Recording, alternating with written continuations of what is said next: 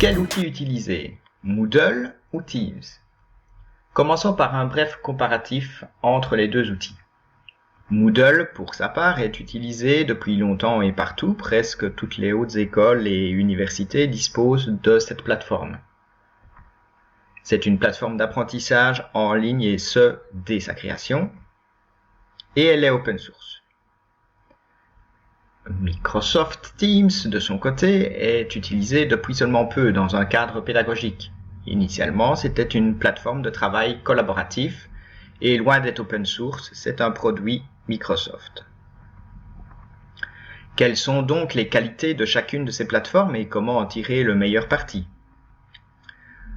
Voyons quelles sont les forces de Moodle tout d'abord. Moodle excelle dans la mise à disposition de ressources et d'exercices. Des ressources comme des PDF, des documents audio, des vidéos et des exercices comme des tests par exemple avec banque de questions. L'apprentissage y est séquentiel. Les étudiants progressent dans des tâches et des exercices à réaliser dans un ordre bien défini, ce qui permet de structurer plus facilement la matière. Les étudiants peuvent facilement voir ce qu'ils ont fait et ce qu'ils doivent encore faire, comme une checklist. Moodle se prête particulièrement à l'enseignement en asynchrone, c'est-à-dire que l'étudiant progresse en autonomie au moment et à l'endroit qui lui conviennent le mieux.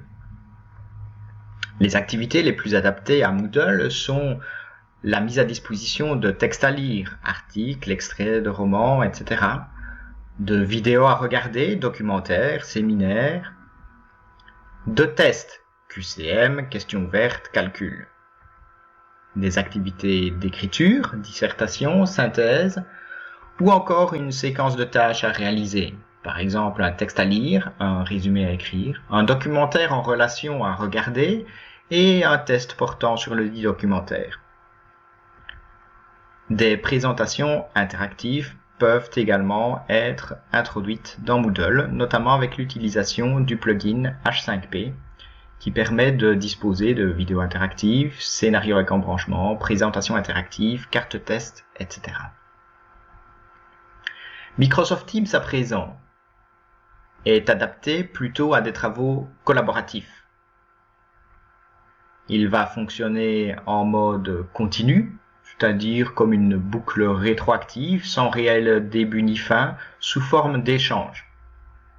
Il est adapté à l'enseignement synchrone, les enseignants et les étudiants travaillant en même temps.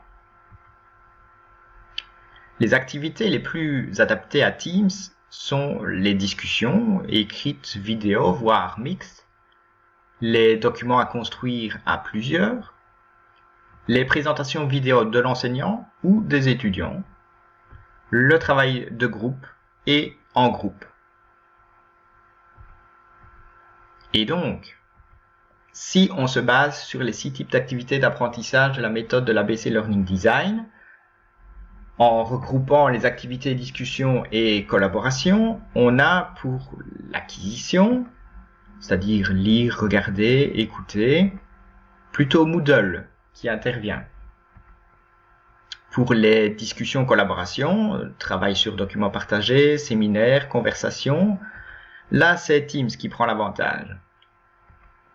Pour la pratique, application, développement, feedback, là de nouveau Teams a un léger avantage, même si on peut utiliser un peu Moodle dans ce cadre.